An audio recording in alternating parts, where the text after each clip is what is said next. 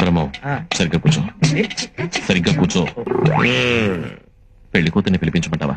పిలిపించమంటాడు బాబా, అందుకే వచ్చింది. పిలిపించు. అమ్మాయిని ఒకసారి పిలిపించండి. కూర్చోండి, పిల్ల తండ్రి నేను ఉన్నానుగా, పిలుస్తాను. అమ్మా, రాజన్న వచ్చినాడు, పెళ్లి కొడుకు రాంబ్రహ్మ వచ్చినాడు, వాళ్ళ సైడ్ బంధువులు అందరూ వచ్చినారు. ఒక్కసారి వచ్చిపోమ్మా మెరుపుతీగా.